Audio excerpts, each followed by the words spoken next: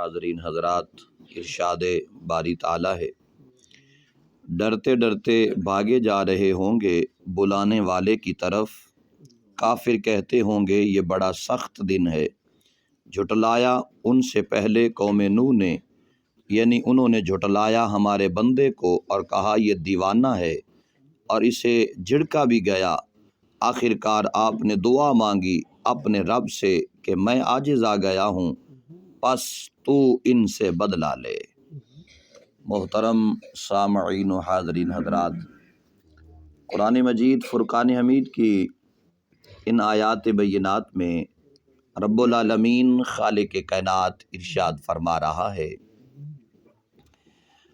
اللہ تبارک و تعالی بروز قیامت ان کفار کا اٹھنا بیان کیا جا رہا ہے، اور مقصد یہ ہے کہ اللہ تعالیٰ ارشاد فرما رہا ہے جب بلانے والا انہیں بلائے گا تو ان کی مجال نہیں ہوگی اس پکار پر سستی برتیں، بلکہ سینوں میں دل خوف سے دھڑک رہے ہوں گے، پھر بھی وہ دوڑے دوڑے چلے جا رہے ہوں گے۔ ان آیات میں ان کے قبروں سے نکلنے اور وہاں سے بھاگنے کی منظر کشی کی جا رہی ہے، یعنی جب وہ قبروں سے باہر نکلیں گے تو شرم سے آنکھیں جھکی ہوئی ہوں گی۔ قیامت کے دن جب کفار کو اٹھایا جائے گا، بروز محشر میں لایا جائے گا، تو ان کے آنے کا منظر بیان کیا جا رہا ہے کہ ان کے آنے کی کیفیت کیا ہوگی، کس حالت میں انہیں لایا جائے گا، کس صورت میں انہیں لایا جائے گا۔ اللہ تعالیٰ ارشاد فرما رہا ہے کہ یعنی جب وہ قبروں سے باہر نکلیں گے تو شرم سے ان کی آنکھیں جھکی ہوئی ہوں گی، شرم کے مارے وہ آنکھ اٹھا کر کسی کی طرف دیکھنے کی قوت نہیں رکھتے ہوں گے، شرم سے ان کی آنکھیں جھکی ہوئی ہوں گی۔ اور ساتھ ارشاد فرمایا کہ وہ بھاگے چلے آ رہے ہوں گے، ترساں لرزاں بھاگتے ہوئے بلانے والے کی طرف جا رہے ہوں گے۔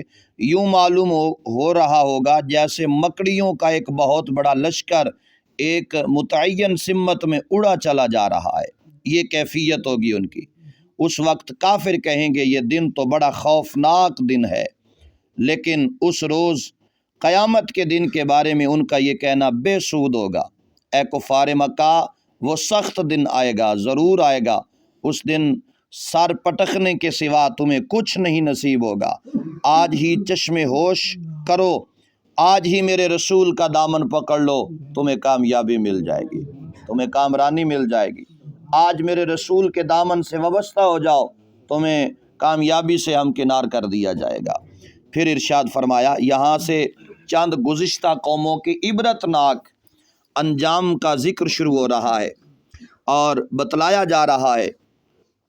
وضاحت کرتے ہوئے ارشاد باری تعالیٰ ہے، نوح علیہ السلام نے اپنی قوم کو کفر و شرک سے بچانے کی ہر ممکن کوشش کی۔ حضرت نوح علیہ السلام نے آپ نے بڑی محنت کی، بڑی مشقت کی، بڑے کٹھن راستوں سے آپ کو گزرنا پڑا، اور آپ نے اپنی قوم کو کفر و شرک اور بدکاریوں سے روکا، تو ان کم بختوں نے صرف آپ کو جھٹلایا ہی نہیں، صرف انہیں دیوانہ ہی نہ کہا، بلکہ ان کو بری طرح جھڑکتے اور دھمکیاں بھی دیتے۔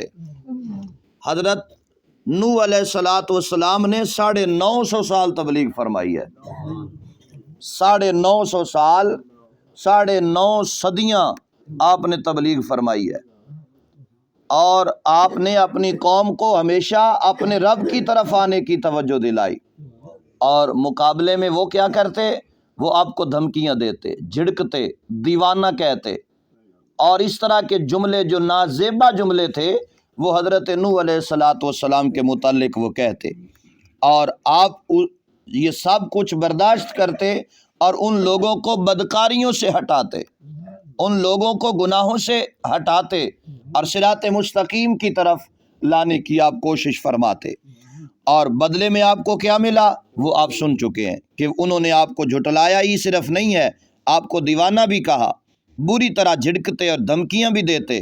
اگر تم نے اپنے وعدوں کا سلسلہ بند نہ کیا تو ہم تمہیں سنسار کر دیں گے۔ یہ جملے بھی حضرت نوح علیہ السلام نے سنے، 950 سال تبلیغ آپ نے فرمائی، انہوں نے اسے سختی سے جھڑکنا شروع کر دیا، دھمکیاں دینا شروع کر دیں، آخر پھر کیا ہوا؟ اور کہنے لگے اگر تم باز نہ آئے تو ہم تمہیں سنگسار کر دیں گے۔ 950 سال سے زیادہ 900 سال یا 950 سال کے درمیان عرصہ آپ نے واعظ و نصیحت فرمایا، لیکن ان کی حالت اور بگڑتی گئی اور شر پسندی میں وہ اور آگے بڑھتے گئے۔ تو جب آپ نے دیکھا کہ یہ صراط مستقیم پر آنے والے نہیں ہیں تو پھر آپ نے اپنے دونوں ہاتھ اپنے رب کی بارگاہ میں اٹھا دیے۔ اب حضرت نوح علیہ السلام اللہ کے پیغمبر ہیں، اللہ کے نبی ہیں، اللہ کے رسول ہیں، تو یہ تو ہو نہیں سکتا کہ اللہ کا نبی ہاتھ اٹھائے دعا کے لیے اور دعا قبول نہ ہو، یہ آج تک نہیں ہوا۔ تو پھر کیا ہوا جی؟ اللہ تبارک و تعالیٰ کی بارگاہ میں آپ نے عرض کی، الہی میں بے بس ہوں، تو میری مدد فرما، تو میرا انتقام لے۔ جب حضرت نوح علیہ السلام نے یہ دعا فرمائی تو پھر اس کا انجام کیا ہوا، کس طرح وہ قوم تباہ و برباد ہوئی، اس کا ذکر کل والی آیت مبارکہ میں آ رہا ہے۔ انشاءاللہ یہ کل عرض کرنے کی سعادت حاصل کروں گا۔ دعا ہے رب العالمین خالق کائنات اپنی مقدس بارگاہ میں ہم سب کی حاضری کو اپنی بارگاہ میں قبول و منظور فرمائے۔ ہم سب کا یہی عقیدہ ہے اور یہی ایمان ہے کہ اللہ کا نبی وہ ایک بستی کے لیے آیا ہو، وہ ایک ملک کے لیے آیا ہو، یا پوری کائنات کے لیے آیا ہو، زمین و آسمان کے لیے آیا ہو، کسی ایک نبی کے ساتھ رائی کے دانے کے برابر اگر کوئی عداوت، کوئی بغض، کوئی عناد ذہن میں پیدا ہو گیا ہے تو وہ بندہ دائرہ اسلام سے خارج ہے، اس کا اسلام کے ساتھ کوئی تعلق نہیں ہے۔ یہ اتنا نازک مرحلہ ہے، انبیاء کے متعلق بدگمانی زیب نہیں دیتی، اور جو انبیاء علیہم السلام کے متعلق کوئی بد زبانی رکھتا ہے تو اسے چاہیے کہ وہ اپنے ذہن کو صاف رکھے۔ اللہ کا نبی اللہ کے آرڈر سے بولتا ہے، اللہ کے اذن سے بولتا ہے، اس کی مرضی سے بولتا ہے۔ اللہ کا نبی اپنی طرف سے کچھ نہیں بولتا، جو بھی بولتا ہے اللہ تبارک و تعالیٰ کے حکم پر بولتا ہے۔ دعا ہے رب العالمین خالق کائنات ہم سب کی حاضری کو اپنی بارگاہ عالیہ میں قبول و منظور فرمائے۔